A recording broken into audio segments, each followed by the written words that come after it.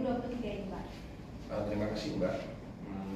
Dari total jumlah kebakaran sampai dengan tanggal 28 Agustus 2023 ini sudah 84 kasus. Ya. Dan 14 kasus ini adalah kebakaran lahan.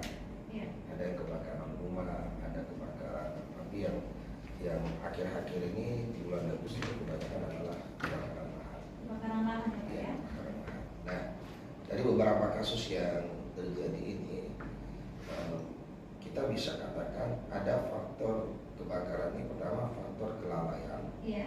Dan yang kedua, untuk lahan ini faktor ada juga faktor kesengajaan. Iya. Jadi kebakaran ini bukan musibah. Ya. Bukan musibah, Pak, ya. Bukan.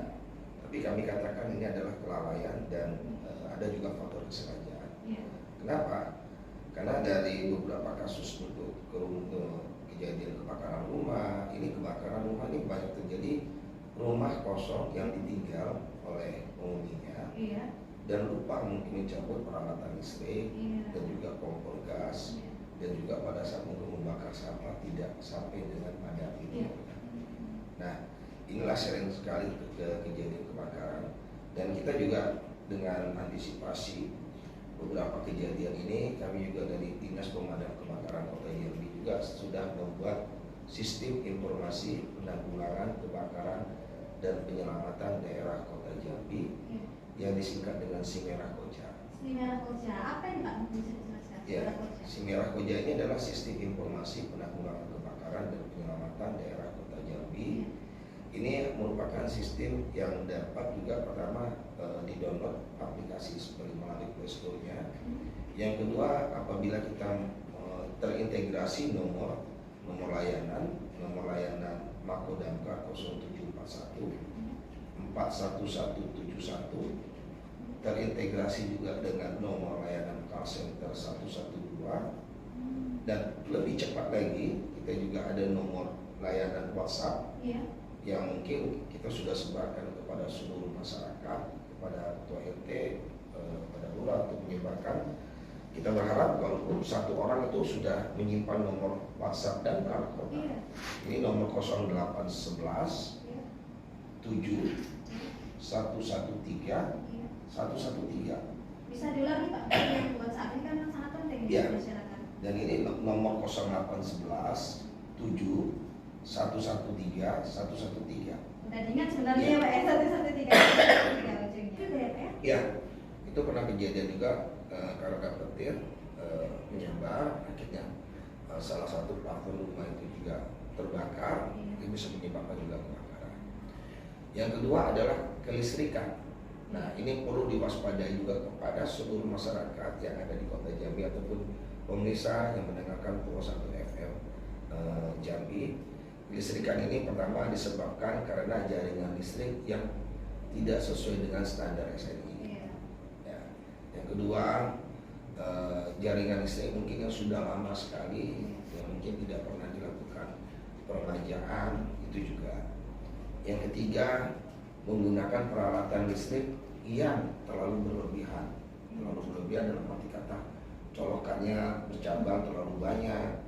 Seperti kulkas itu harus bersendiri. Iya. Terus yang selanjutnya mengabaikan peralatan listrik. Contoh ketika kita mencolok handphone sudah penuh, colokannya kita tinggal, handphonenya kita bawa. Nah, itu juga terjadi, bisa menyebabkan juga korsleting dan menyebabkan juga bisa terjadi kebakaran. Selain itu juga mungkin dispenser itu kosong, tetapi tidak diisi, kita tinggalkan, akhirnya bisa terjadi ledakan. Nah, dan itu beberapa lagi kipas angin yang paling sering terjadi. Nah, kipas angin ini tidak dicabut, Karena akhirnya sudah mati, tetapi antaranya masih ada, sehingga memutar konduktor yang ada di kipas angin tersebut. Nah, ini juga penyebab terjadinya kebakaran. Termasuk juga colokan-colokan yang sangat bercabang sekali. Ini itu yang kedua terkait masalah kelistrikan. Yang ketiga ada juga karena membuang puntung rokok di yang lokasi yang memang sangat membahayakan sendiri. Nah, puntung rokok ini dibuang, di sana mungkin ada Petra Mini, bahan-bahan yang mudah terbakar. Ada salah satu rumah juga seperti itu pernah kejadian. Mungkin sambil tidur dia merokok, potong rokoknya jatuh, akhirnya merambat ke karpet. Itu juga Kadang seperti sepele gitu ya Pak ya, tapi benar sekali, ternyata benar. bisa memicu kebakaran. Nah, Seperti itu. yang selanjutnya lagi ini karena tidak memperhatikan anak-anak saat bermain kembang api, mercon di tempat-tempat yang berisiko tinggi untuk kebakaran. Setelah itu ada juga karena BBM juga. Ya, yang selanjutnya lagi karena kompor gas. Ya, kompor gas ini yang mungkin ibu-ibu pada saat memasak dia pikir sudah mati kompor gasnya, dia tinggalkan ternyata belum mati. Nah, ini sering terjadi juga kebakaran tabung gas juga yang mungkin bocor regulatornya. Dan selanjutnya adalah pembakaran sampah. Pergi pemilik rumah sebelahnya masih ada, masih bisa membantu, tapi kalau tidak ada, nah ini bisa merembet juga kepada yang lain. Iya, memang tergambar bagaimana kemudian karena kelalaian ya Pak ya. Benar. Seperti itu ya. Ya, saya pastikan tidak ada karena musibah, tidak. Karena yang kami pastikan selama ini adalah karena kelalaian dan karena kesengajaan. Iya, baik. Dan Pak Mustari ini kan kita di musim kemarau, apakah musim kemarau ini bisa memperbesar resiko terjadinya kebakaran seperti itu Pak? Ya, sangat banyak sebenarnya, sangat berisiko sekali. Karena kenapa? Kemarin beberapa waktu yang lalu seperti di Lorong Haji Ibrahim, untung saja kita tempat mengantisipasi, ada telepon di belakang perumahan itu ada lahan, ya, lahan kering, itu sudah terbakar besar, sehingga masyarakat sudah melakukan penyemprotan belum juga terkendali. Nah, ini kenapa? Karena dengan musim kemarau ini apapun yang kita buang dan berbentuk api bisa menyambar dan bisa menyebabkan kebakaran. Nah, makanya dalam musim kemarau ini kita juga mengimbau kepada seluruh masyarakat dan juga kepada pemilik lahan untuk hati-hati atau jangan sampai dengan sengaja karena musim kering ini membakar tetapi ditinggalkan. Yang nantinya akan berisiko kepada seluruh masyarakat, termasuk juga pernah kejadian kita di seberang jam 1 malam, jam 1 pagi itu dengan sengaja, sepertinya ada orang yang dengan sengaja membakar bahan sawitnya. Nah, kurang lebih setengah kilo anggota harus masuk ke dalam. Pak Pelosok ya Pak ya? Iya, di dekat Canggu Johor. Jam 1 pagi kejadian. Jam 1 pagi. Iya, benar. Nah, kalau itu sempat merembet sampai ke perumahan, tentu akan berisiko bagi masyarakat yang lainnya. Jadi sekarang ini paling banyak adalah lahan dan orang membakar sampah yang ditinggal. Iya. Jadi masyarakat harus hati-hati ya Pak ya. Benar sekali. Mungkin maksudnya baik membakar sampah, tapi kalau tidak betul-betul dipastikan padam, itu yang bisa menjadi bahaya tersendiri. Benar. Ya. Antisipasi apabila terjadi kebakaran, pencegahan kebakaran, penggunaan apa dan seterusnya. Pada saat ini juga kami sampaikan. Yang pertama, apabila terjadi kebakaran, jangan panik. Ini biasanya ibu terutama yang ada di rumah pasti panik seperti itu Pak ya. Yang pertama, itu jangan panik. Yang kedua, apabila itu terbakar itu adalah kompor gas ataupun kompor gas terbakar di atasnya itu ada api yang menyala, jangan memadamkan dengan pakai air. Tapi ambillah anduk basah, harus ditutup dengan pelan-pelan. Ya, apabila itu terjadi, biasa ibu-ibu ini kan panik. Api sama air gitu kan, lawannya air seperti itu. Di mana kuali itu sudah mulai mengeluarkan api, mengeluarkan asap, ibu-ibu cemas, akhirnya ambil gayung, senyiram, akhirnya api tambah besar. Tapi jangan seperti itu, ambil saja anduk kering, anduk basah, dimasukkan ke kapal air, setelah itu tutup api tersebut dengan pelan-pelan. Insya Allah itu akan padam. Yang kedua, apabila itu tabung gas, jangan cemas, cabut saja regulatornya. Karena nggak berani Pak. Tidak apa-apa ya Pak ya. Tidak apa-apa. Kita sering-sering terjadi ketakutan itu karena gas itu. Gas itu akan apabila memicu meledak itu apabila sudah suhu mencapai kurang lebih 80 derajat Celcius itu baru terjadi ledakan. Tapi kalau masih mengeluarkan gas, dia tidak akan kembali arah ke dalam, tidak. Tetapi cabut saja regulatornya. Yang selanjutnya, kalau memang terjadi kebakaran di sekitar di rumah itu langsung segera turunkan NCB. NCB. Iya, NCB di luar. Ya, screen lah kata orang, meteran atau apa pokoknya namanya. Dan yang paling penting adalah juga ya, menyimpan nomor pemadam kebakaran dan segera menghubungi, jangan menghubungi media sosial, media sosial ya, min terbakar, udah 5 menit 10 menit baru melapor kepada pemadam kebakaran. Akhirnya yang disalahkan nanti pemadam kebakaran terlambat. Kita standby 24 jam. Ya. Apabila terjadi juga kebakaran, khusus mungkin di gedung, atau di gedung-gedung kantor ataupun perusahaan, perusahaan-perusahaan ini sudah memiliki manajemen keselamatan kebakaran gedung, MKKG kalau istilahnya ataupun K3. Nah, mereka harus tahu yang pertama adalah kondisi proteksi kebakaran, hidran, pipa tegak, sprinkler dan lain sebagainya. Tetapi kalau yang paling sangat penting adalah kami juga sampaikan kepada pihak pelaku usaha yang mungkin perhotelan. Nah, sekarang ini mungkin kami juga akan mengumpulkan pihak perhotelan nantinya memberikan edukasi juga. Jangan sampai satu hari itu mereka tidak tahu tamu yang berkunjung ini ada yang lansia, ada balita, ada penyandang cacat dan ibu hamil.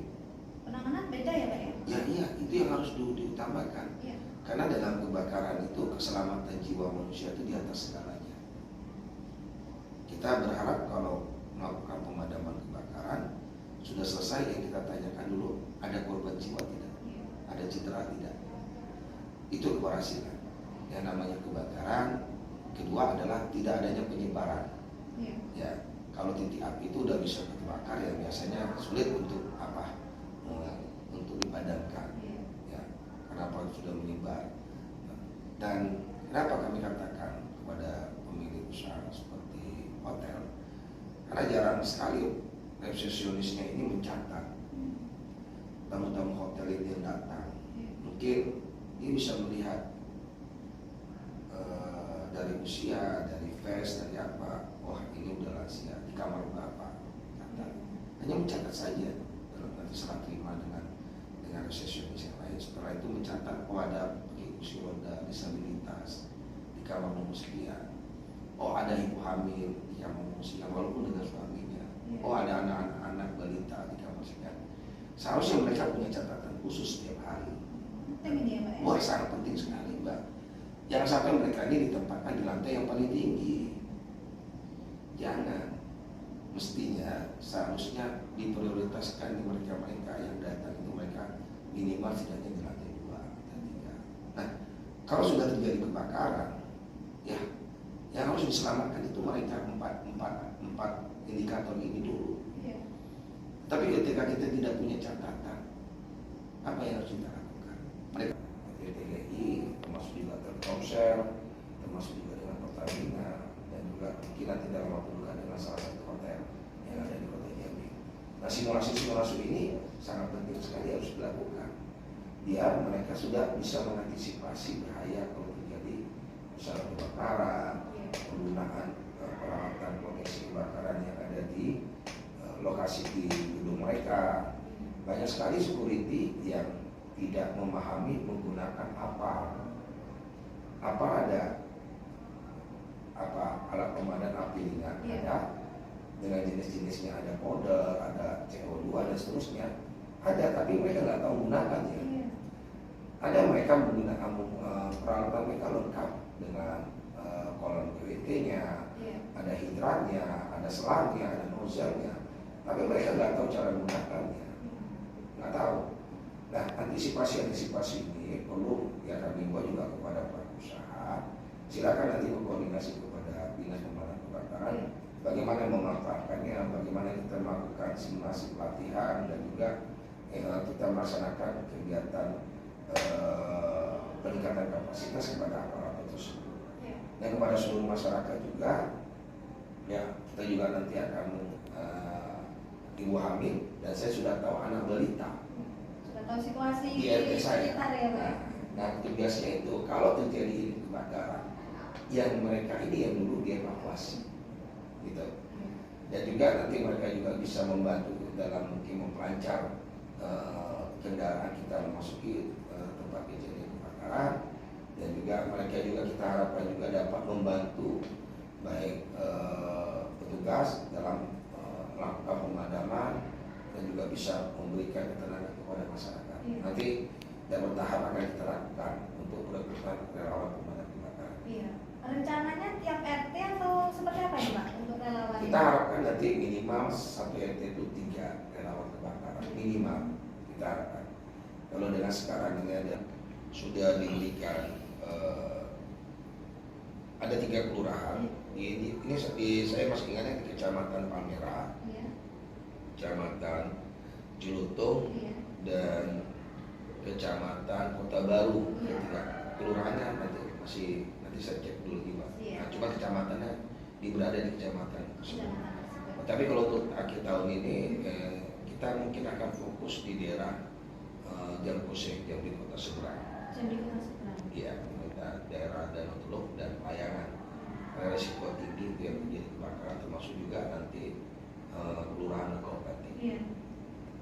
Untuk relawan kebakaran karena melihat kondisi kemarin kejadian kebakaran Iya. kemarin yang sampai 38 rumah yang terbakar, ya kita butuh sangat apa karena pada saat itu tidak ada yang menginformasikan bahwasanya ada sungai di belakang.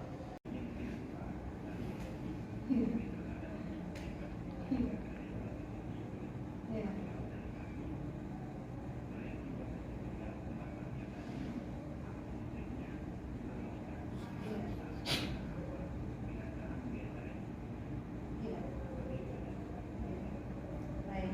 Baik Pak Mata, terakhir Pak, apa yang disampaikan kepada masyarakat ini terutama terkait pencegahan ini dan penanganan, terutama kalau terjadi konslet listrik, silakan.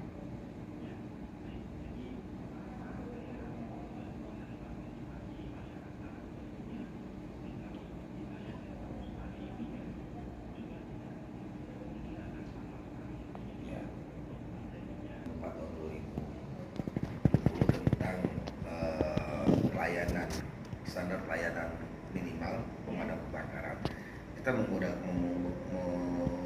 mempunyai tugas pokok dan fungsi yang pertama adalah pencegahan dan pengawasan profesi kebakaran. Yang kedua adalah pemberdayaan masyarakat. Yang ketiga adalah pemadaman dan penanggulangan kebakaran. Dan yang selanjutnya adalah evakuasi dan ataupun penyelamatan.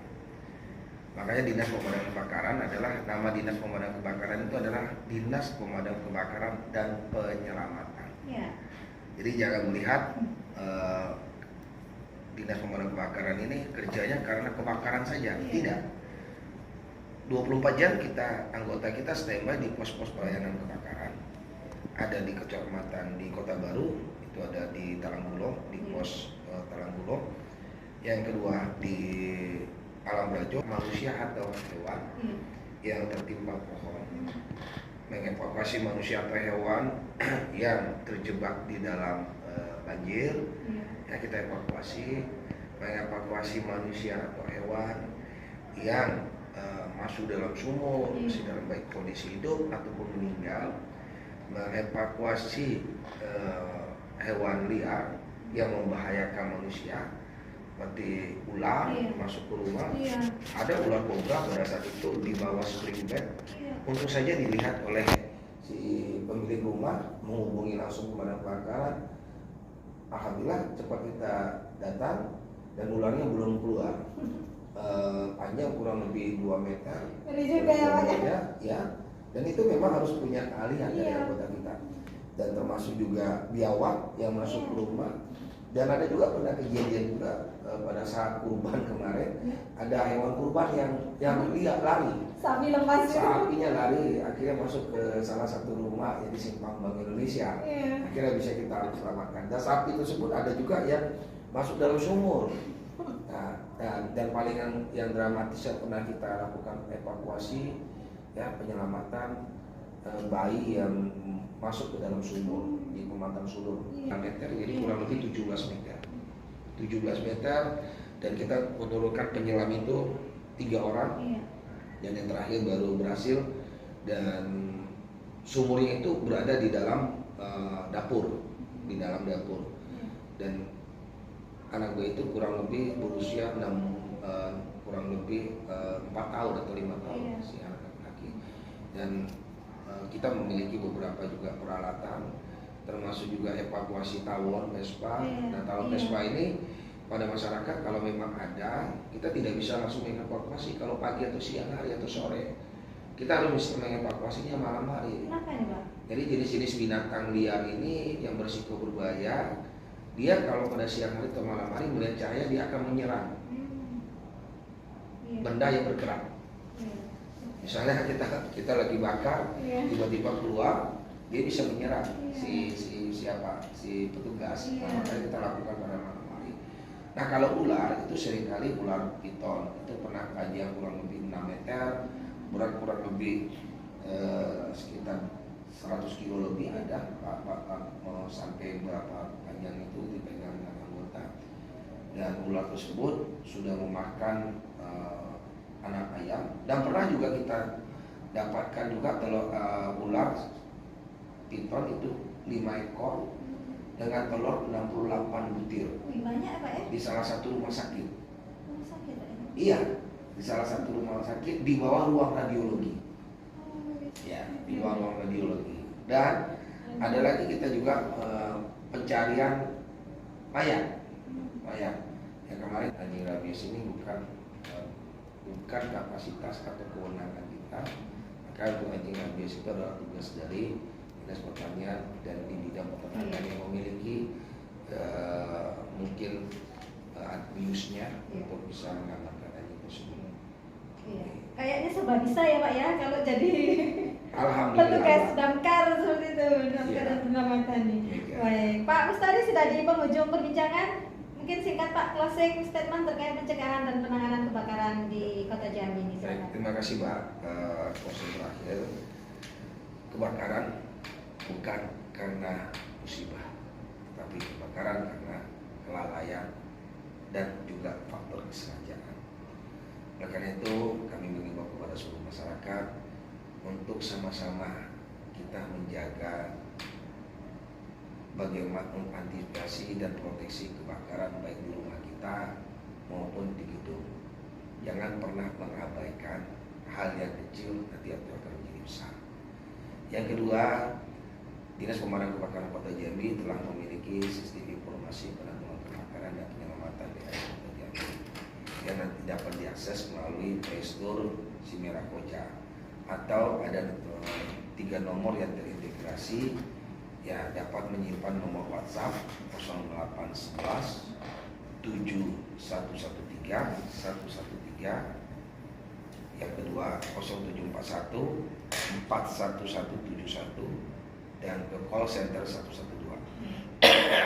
Dan kami berharap apabila terjadi kebakaran atau mau evakuasi, mungkin dapat menggunakan nomor layanan tersebut.